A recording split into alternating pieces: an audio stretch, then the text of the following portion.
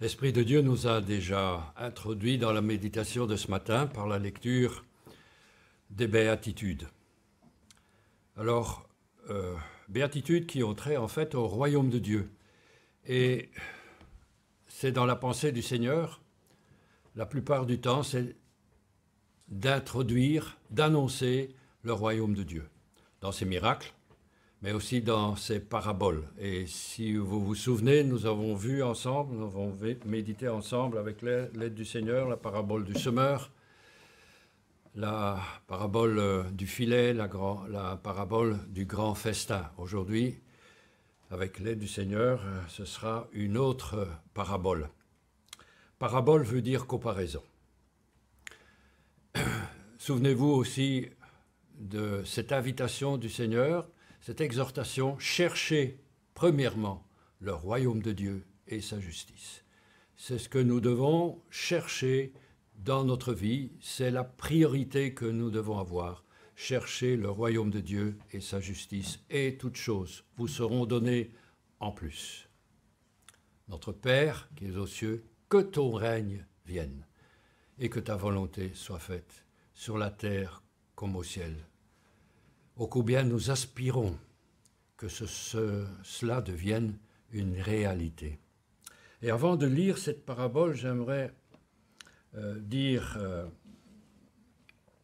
quelques commentaires.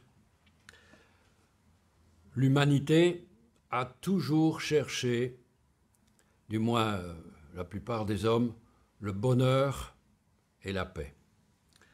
Et le XVIIIe siècle, qu'on a appelé le siècle des Lumières, pensait apporter aux hommes le bien-être, le confort, la paix, grâce au progrès. On pensait que l'humanité était arrivée sur une pente ascendante et allait aller, grâce à la connaissance, grâce à la moralité, allait arriver à une espèce d'âge d'or, une espèce de paradis sur terre. Mais manifestement, vous conviendrez que ça a échoué. Mais aujourd'hui, l'homme persévère dans cette idée, dans cette pensée, qu'il est capable d'apporter sur la terre la paix, le bonheur, le confort. C'est ainsi que j'entendais, fin de l'année dernière, Elon Musk qui disait ceci: c'est super important de construire une intelligence artificielle qui aime l'humanité. C'est pourquoi j'ai créé X1, pour avoir une intelligence artificielle qui cherche vraiment la vérité au maximum et qui cherchera le meilleur pour l'humanité à l'avenir. Je pense qu'en 2040, il y aura plus de robots humanoïdes que de personnes. Il y a 80% de chances que tout se passe bien avec l'intelligence artificielle et 10 à 20% que tout se dégrade. Du temps de Jésus, les zélotes pensaient instaurer le royaume des cieux ou le royaume de Dieu, c'est la même chose, par la force, par l'épée. Mais ce n'est pas la pensée du Seigneur. En fait, M. Trump essaie de mettre la paix au Moyen-Orient. C'est pas mal ce qu'il essaie de faire, mais vous conviendrez que cette paix est une paix factice, artificielle, qu'elle ne durera pas. Et hier, en voyant la libération des otages,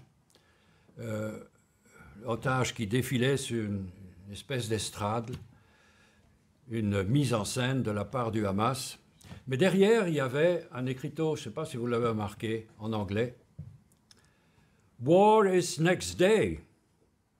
La guerre est pour le jour suivant.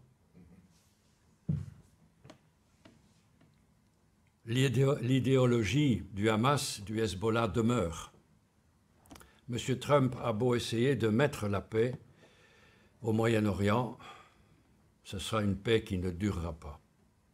Et il existe un mot en hébreu que tout le monde connaît, le monde entier connaît, c'est le mot shalom, que l'on traduit généralement par paix. Mais en ne traduisant que par paix, on en restreint le sens, parce que le mot shalom veut dire perfection, plénitude.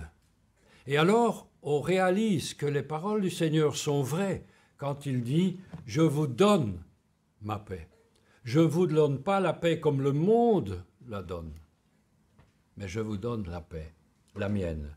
C'est une paix que le monde ne peut pas connaître, c'est une paix qui appartient au royaume de Dieu. Cherchez d'abord le royaume de Dieu. Et le royaume de Dieu, c'est la joie, la paix, la justice par l'Esprit de Dieu. Et nous avons, nous qui avons accueilli Jésus dans notre vie, déjà reçu les arts du royaume, c'est-à-dire une partie, un avant-goût du royaume de Dieu. Et dans nos épreuves, dans nos difficultés, dans nos tourments, dans nos angoisses, nous pouvons trouver cette paix du royaume de Dieu. Alors nous allons maintenant lire cette parabole. Elle se trouve dans Matthieu 21, elle se trouve aussi dans Marc 12 et dans Luc 20, mais on va choisir Matthieu 21. Alors, mettons le décor, d'abord cette parabole, Jésus l'a prononcée sans doute dans le temple, ce qu'on appelle le portique de Salomon, où il avait l'habitude de rencontrer des gens qui passaient, mais aussi les chefs religieux qui étaient là, les pharisiens, les sadducéens. Elle se trouve donc dans Matthieu 21, à partir du verset 13, c'est la parabole des vignerons.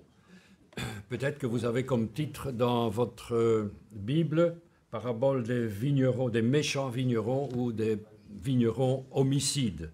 Matthieu 21, verset 33. Écoutez une autre parabole. Il y avait un homme, maître de maison, qui planta une vigne. Il l'entoura d'une haie, il creusa un pressoir et bâtit une tour. Puis il la ferma à des vignerons, il la loua à des vignerons et quitta le pays. Lorsque le temps de la récolte fut arrivé, il envoya ses serviteurs vers les vignerons pour recevoir le produit de sa vigne. Les vignerons, s'étant saisis de ses serviteurs, battirent l'un, tuèrent l'autre et lapidèrent le troisième. Il envoya encore d'autres serviteurs en plus grand nombre que les premiers, et les vignerons les traitèrent de la même manière. Enfin, il envoya vers eux son fils en disant « Ils auront du respect pour mon fils ».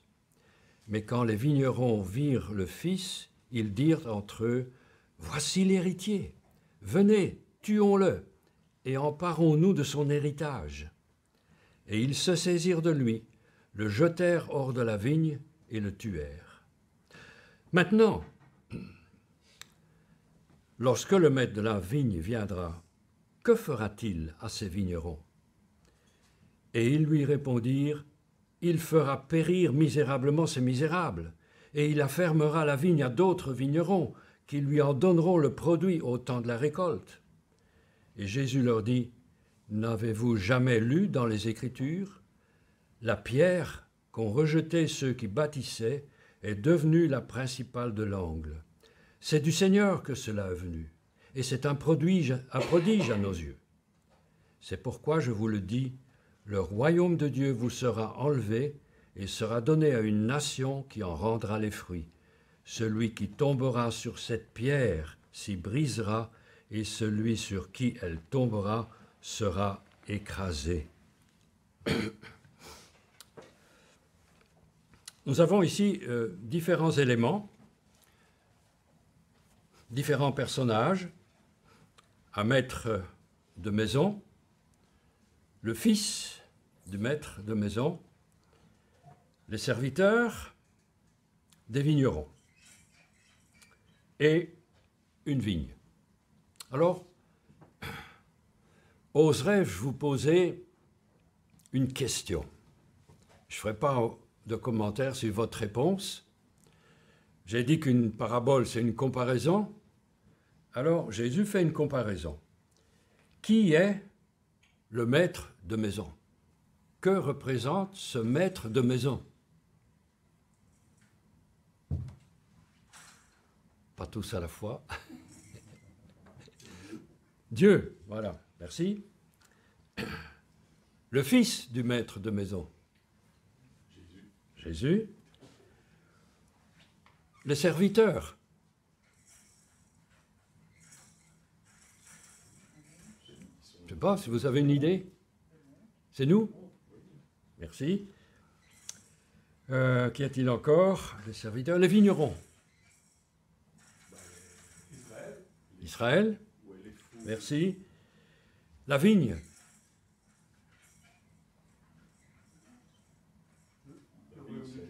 Le royaume de Dieu.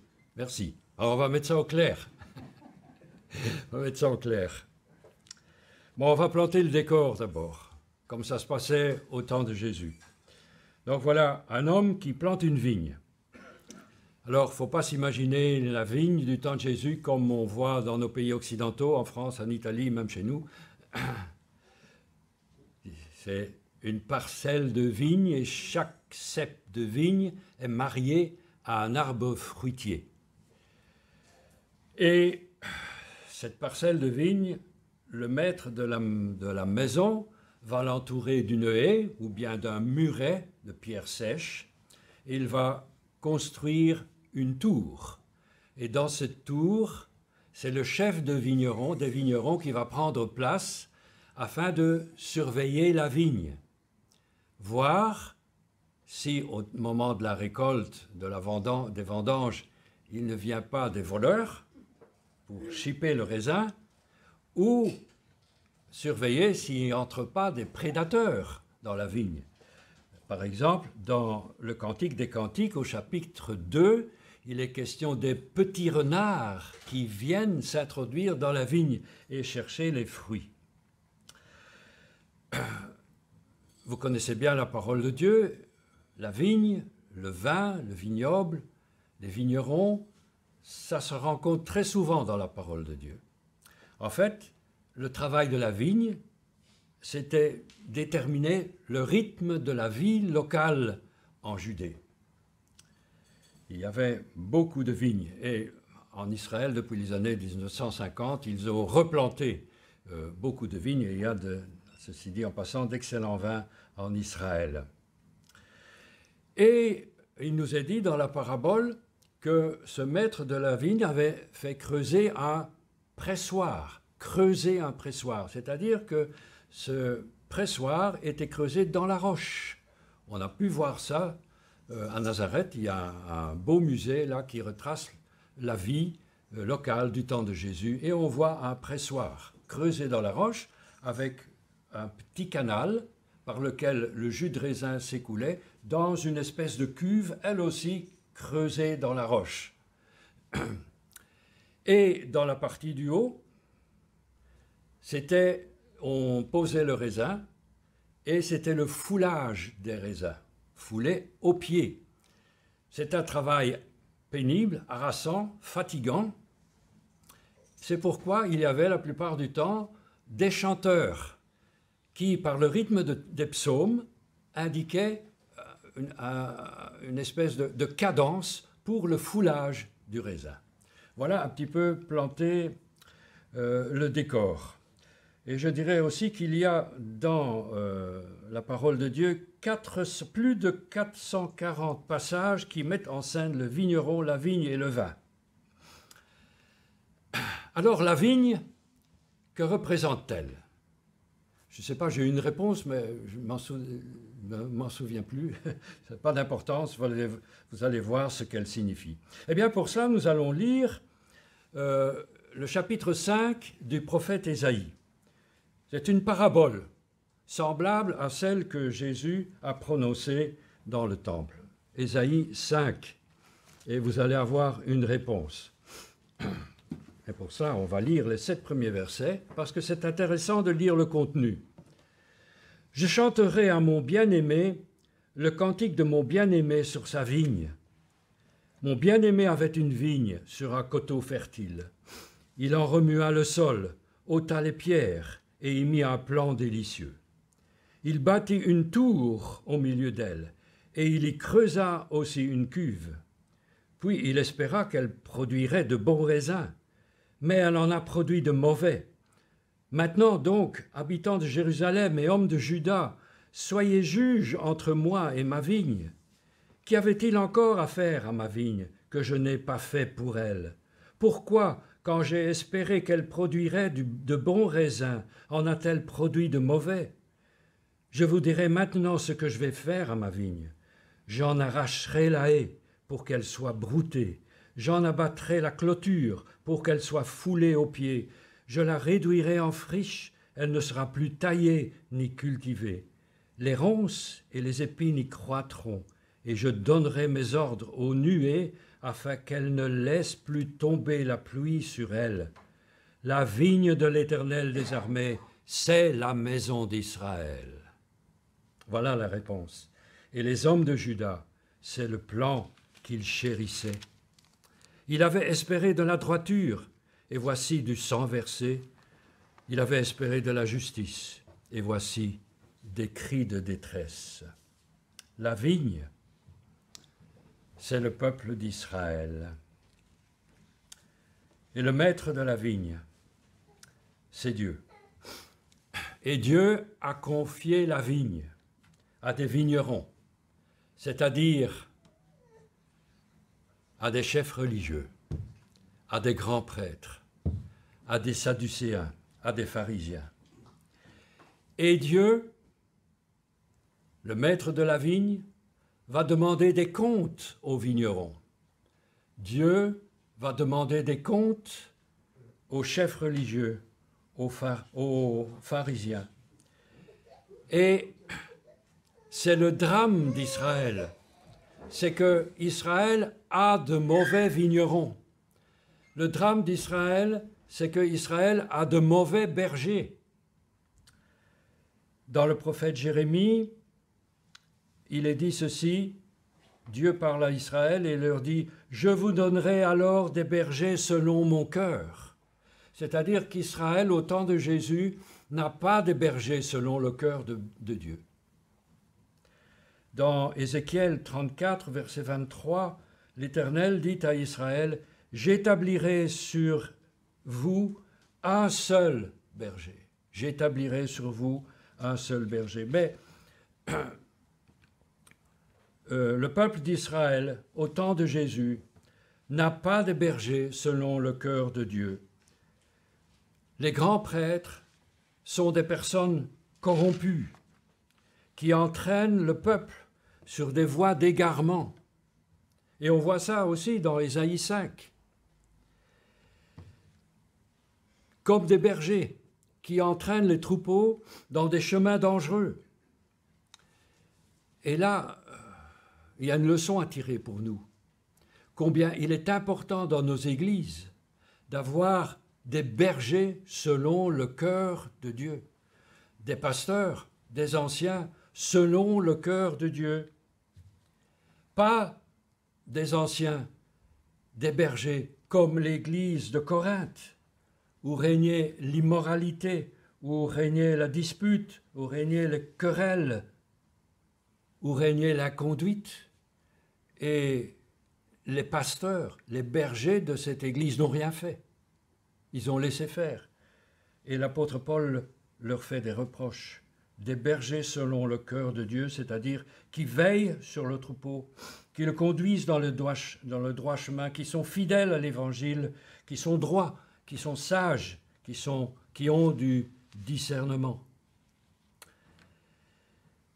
Alors, parce que le maître de la maison, le maître de la vigne, aime sa vigne, parce que Dieu aime son peuple, parce qu'il est le berger qui prend soin de ses troupeaux, il va, après avoir patienté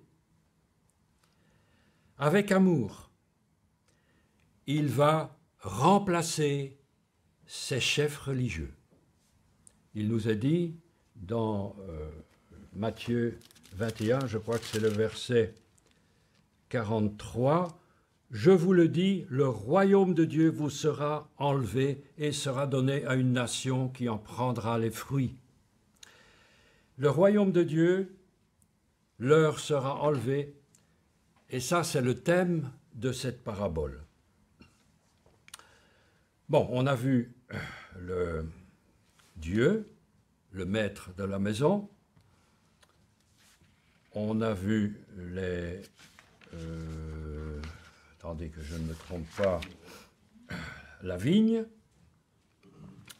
les vignerons, les serviteurs. Le maître de la vigne va envoyer ses serviteurs afin de récolter le fruit du travail des vignerons.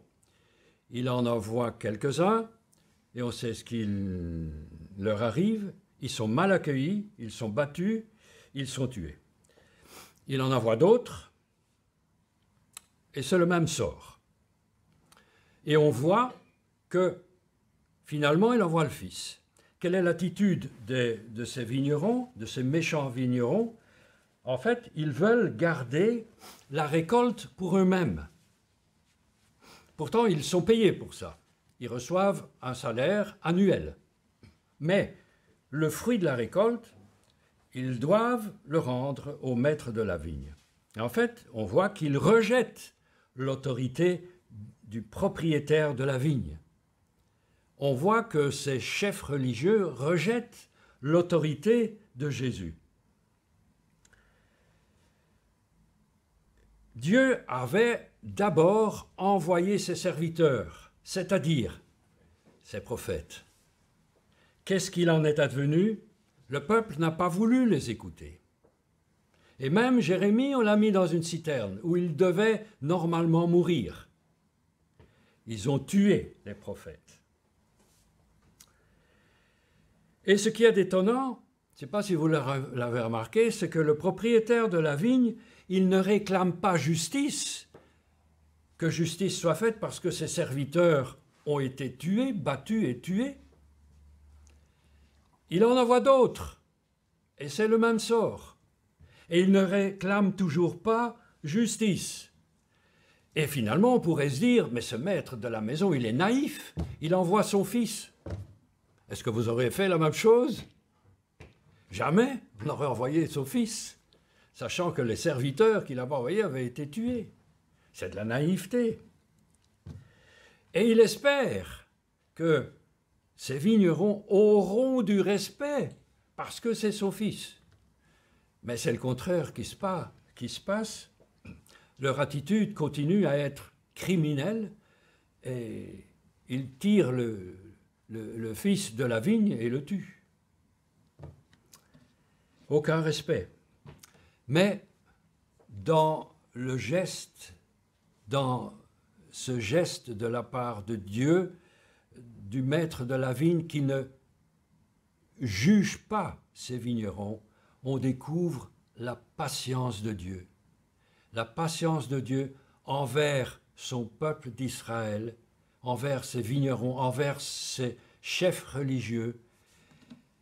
Et cette patience de Dieu, elle attend que ces vignerons, ces chefs religieux se remettent en question et demandent pardon et l'acceptent comme Dieu et croient en lui. Mais ce n'est pas ce qui s'est passé. Le maître envoie son fils. Et en fait, Jésus ici parle de lui-même. Il parle de lui-même, il parle de sa propre mort, et il désigne ceux qui vont le livrer aux Romains. Ce sont les grands prêtres. Et le résultat, c'est que le leadership, l'autorité, la souveraineté, le pouvoir des grands prêtres leur sera enlevé et donné à une autre nation. Moi, j'ai le mot nation dans ma Bible. Peut-être que dans vos versions, vous avez un autre mot, je ne sais pas. C'est le verset 41. Oui, à d'autres vignerons, mais c'est le 43. Il sera donné à une nation qui en produira le fruit. Oui, vous avez tous le mot nation. Bon, c'est le mot grec ethnei qui a donné le mot français ethnie, un peuple, voilà. C'est le mot ethnei, grec en grec, qui a donné le mot français ethnie, qui veut dire une race, une entité. Hein? Pas vraiment une nation, un peuple, c'est plus correct. Alors on voit déjà ici l'allusion qui est faite à un peuple, aux apôtres, à l'Église des nations. Donc le royaume de Dieu, dit-il aux chefs religieux, vous sera enlevé et sera donné à un peuple, à un autre peuple, qui en produira du fruit. Alors je vais faire une parenthèse ici, parenthèse qui est importante, parce que cette parabole a été la base d'un faux enseignement, d'une théologie que l'on appelle la théologie de la substitution, la théologie du remplacement, disant que le peuple d'Israël a rejeté son Messie, a rejeté Dieu, a rejeté Jésus, qu'ils ont tué Jésus. Donc, de ce fait, Dieu a rejeté Israël. C'est la théorie de cette théologie de substitution. Et Israël, donc, a perdu sa vocation de peuple élu, il a perdu ses privilèges, il a perdu cette vocation, et ces privilèges ont été transférés à l'Église des nations. C'est cette interprétation que donnait d'ailleurs l'évêque de Lyon, Irénée, au IIe siècle, et sur laquelle, cette interprétation sur laquelle se sont basés les pères de l'Église pour donner cette théologie de la substitution, que Dieu avait rejeté le peuple d'Israël parce que c'est un peuple déicide, parce qu'ils ont tué Dieu. Tuer Dieu, c'est le crime le plus odieux qu'il soit. Donc, ça ne peut pas rester impuni. De là, nous avons la base de l'antisémitisme chrétien. Ne croyons pas que ça date du passé, c'est toujours d'actualité.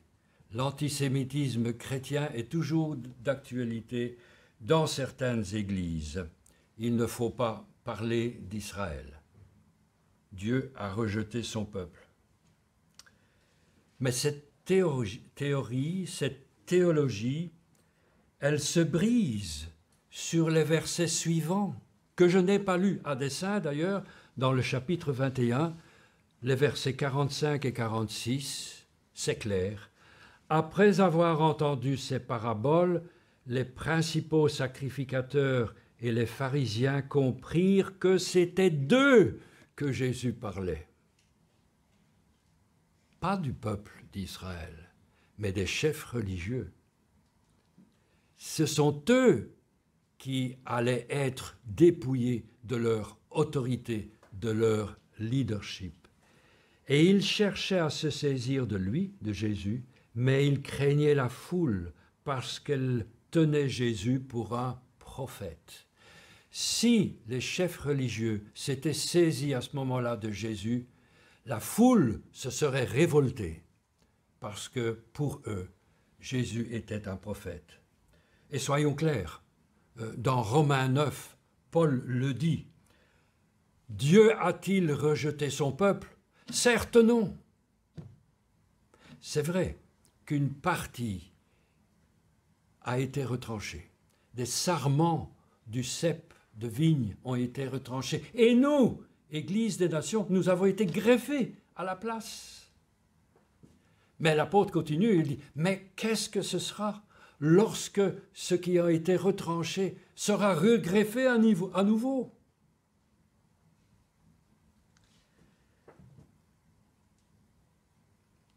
Les Israélites, Romains 9, verset 4, à qui, dit Paul, les Israélites à qui appartiennent l'adoption, la gloire, les alliances, la loi, le culte, les promesses, les patriarches. Paul ne dit pas appartenait, mais les Israélites à qui appartiennent l'adoption. Je ferme la parenthèse, mais c'est important, parce que ces pères de l'Église, notamment Irénée, se sont servis de l'Évangile pour diaboliser le peuple d'Israël, ni plus ni moins. Revenons à notre parabole, et Jésus pose une question. À votre avis, que fera le maître à ces vignerons criminels?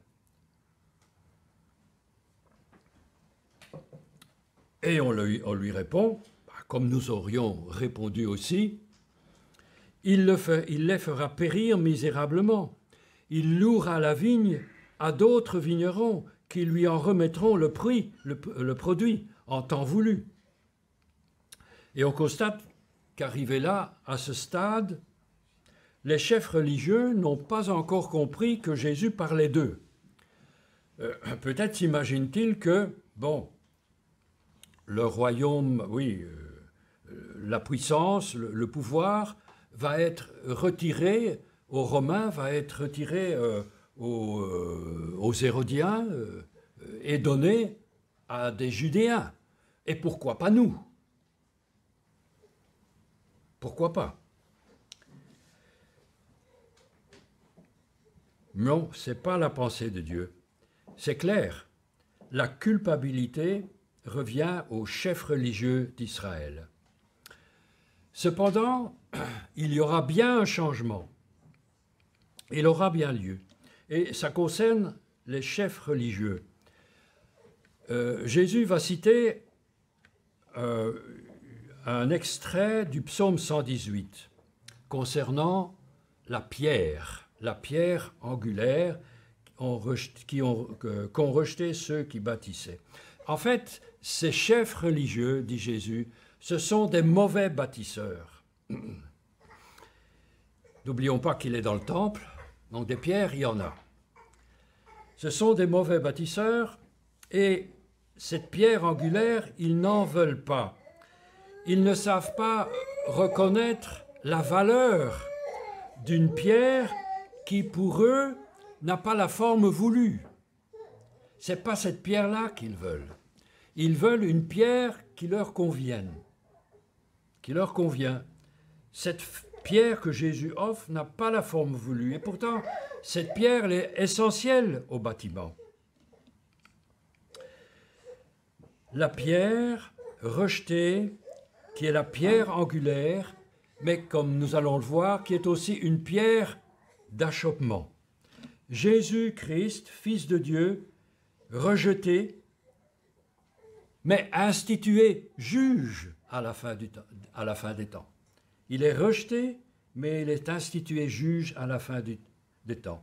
Et il est remarquable que les grands prêtres, en fait, ils ne sont pas supprimés. Jésus ne va pas les supprimer tout de suite. Ils ne sont pas écartés du temple, mais ils sont dépossédés de leur mission. Mais ils restent en place. Et finalement, ils restent en place dans un temple sans Dieu. Dans un temple sans Dieu. Et quelques années plus tard, ce temple sera détruit. Et vous savez, ça existe des églises sans Dieu. Je vais en citer une tout à l'heure. Mais voilà ce qui va se passer. Les grands prêtres ne sont pas supprimés, mais à partir de là, ils vont rester dans le temple, mais le royaume de Dieu, qui vient condamner l'orgueil de ces grands prêtres, de ces chefs religieux. Le royaume de Dieu va se déplacer. Il va sortir du temple. Il va sortir du sanctuaire, il va sortir de Jérusalem, il va sortir d'Israël et il va s'étendre dans le monde entier. Cette pierre que ces chefs religieux n'ont pas voulu va être le fondement d'un peuple nouveau qui va naître. Les apôtres, l'Église de Jésus-Christ, l'Église des nations. Le royaume qui était réservé pour Israël va être pour le monde entier, du moins pour ceux qui accueillent le Fils. Pas comme les vignerons qui n'ont pas accueilli le Fils et qui l'ont tué, mais pour ceux qui, dans leur vie, vont accueillir le Fils de Dieu, le Fils du maître de la maison. Alors, là, il y a des questions à se poser, bien sûr, que nous devons nous poser nous-mêmes. Qu'est-ce que nous faisons de cette pierre angulaire pour l'Église et dans notre vie personnelle? Sur quoi, sur qui bâtissons-nous notre Église, notre vie? Parce que ce serait une très mauvaise lecture d'adapter cette parabole seulement pour les chefs religieux et de les envoyer en enfer. Elle nous concerne aussi. Elle nous sert de piqûre de rappel et nous rappelle l'importance de l'Évangile et ses exigences. Il y a une autre question qu'on peut se poser quand on pense à ces chefs religieux, c'est l'apparence de la piété. Quelle est notre apparence? Si c'est seulement de la piété, ça ne vaut rien. Nous sommes condamnés, nous sommes jugés, comme ces chefs religieux étaient jugés. Pensons, je la citais tout à l'heure, une église sans Dieu. Dans l'Apocalypse, il y en a. L'église de Laodicée. Je suis riche, j'ai besoin de rien. J'ai besoin de rien. Et les chrétiens de Laodicée, les hommes de Laodicée, les habitants de Laodicée avaient dit ces choses parce que Laodicée avait subi un violent tremblement de terre, avait été détruite. Et l'empereur romain voulait accorder des fonds pour rebâtir l'église, pour le bâtir la ville. Et les habitants ont dit, oh, on a besoin de rien, on est riche, on a besoin de rien. Oui, ils jouissaient d'une grande prospérité économique et ils pensaient, ces chrétiens de Laodicée, que c'était l'indication d'une bonne santé spirituelle. Et Jésus leur dit, vous êtes pauvres, vous êtes aveugles, vous êtes nus, vous ne le voyez pas. C'était une église sans Dieu. Voici, je me tiens à la porte et je frappe. Jésus était dehors, Dieu était dehors. Ça existe, des églises sans Dieu. La pierre qu'ont rejetée les bâtisseurs est devenue la principale de l'angle. Et le Fils de Dieu, rejeté, va devenir et est devenu, par sa résurrection, la pierre de l'angle d'un nouvel édifice. Cette pierre qui va donner au bâtiment la verticalité, l'horizontalité. Et ce psaume 118 est à rapprocher des paroles de Pierre dans 1 Pierre 2, qui reprend d'ailleurs Ésaïe 8. « Voici, je mets en Sion une pierre angulaire, une pierre choisie, une pierre précieuse, et celui qui croit en elle ne sera point confus. L'honneur est donc pour vous qui croyez. »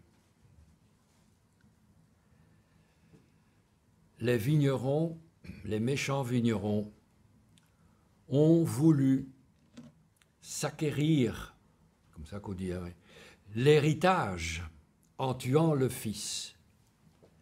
Mais le royaume de Dieu ne s'approprie pas par ses propres forces, par ses mérites. Le royaume de Dieu, il se donne gratuitement, il est donné gratuitement à celui qui accueille le Fils. Et ce n'est pas par nos mérites, par notre position comme pasteur, comme ancien, que nous pouvons acquérir le royaume de Dieu. Il est offert par grâce. C'est une grâce de Dieu à tous ceux qui l'ont accueilli dans leur vie. Et Pierre continue. Pour ceux qui n'ont pas cru, pour ces chefs religieux, Cette pierre rejetée est devenue un jugement. 1 Pierre 2, pour les incrédules, la pierre est devenue une pierre d'achoppement, un rocher de scandale. Ils s'y heurtent pour n'avoir pas vu, pour n'avoir pas cru à la parole, et c'est à cela qu'ils sont destinés au jugement. Alors, cette pierre angulaire, elle est indispensable pour notre vie. Sinon, c'est cette pierre qui va nous juger au temps de la fin. La parabole nous montre aussi un monde de violence. Et nous sommes dans un monde de violence. Jésus a été rejeté. Les disciples, les apôtres vont être rejetés. Ils vont suivre le même chemin que le Seigneur, un chemin de rejet, un chemin d'humiliation. Ils ont accepté de suivre ce chemin. Ils ont accepté de porter leur propre croix. Et lisez ce que Paul dit dans l'épître, dans la deuxième épître aux Corinthiens. C'est à cause de lui qu'on est mis dans l'affliction tous les jours. Il est question aussi d'arrêt de mort. Il est question d'une affliction extrême. Mais la parole de Dieu nous dit, et le Seigneur nous dit, vous qui avez accepté dans ce monde, dans ce royaume de ce monde, d'être les derniers, quand le royaume de Dieu viendra, vous serez les premiers. Et on retrouve là ce que Frédéric nous a lu tantôt, les béatitudes. Mais il n'y a pas que les apôtres. Il n'y a pas que les disciples, nous aussi nous sommes les disciples du Seigneur et le même sort nous est réservé. Et je dirais même que c'est un privilège. Pensez à l'église de Philadelphie. Tu as peu de puissance, dit le Seigneur à l'église de Philadelphie. Humainement parlant, tu es la dernière, mais parce que tu n'as pas renié mon nom, parce que tu as accepté l'humiliation, quand le royaume de Dieu viendra, tu seras associé à mon règne. Toi qui étais la dernière, tu seras la première. Et pour être le premier dans le royaume de Dieu, il faut renoncer à tous les royaumes que la terre nous offre. Et je crois que cela en vaut la peine. Heureux les pauvres, heureux ceux qui pleurent, heureux serez-vous si l'on vous insulte, si l'on vous persécute, si l'on dit faussement toutes sortes de mal à cause de moi. Réjouissez-vous car votre récompense sera grande dans les cieux. Pour ceux qui sont persécutés, qui sont rejetés à cause de l'Évangile, en ces temps où le royaume de Dieu est dans la violence, subit la violence, connaît des violences, il y a de la persécution des chrétiens un peu partout dans le monde. Soyez heureux, réjouissez-vous. Vous êtes les derniers dans ce monde, mais quand le royaume de Dieu viendra, vous serez les premiers. Mais vous, par contre, qui êtes en ce moment honorés, qui vous considérez comme riches, quand le royaume de Dieu viendra, vous serez à la dernière place, le riche, Lazare, qui est à la bonne place. C'est la loi du royaume de Dieu.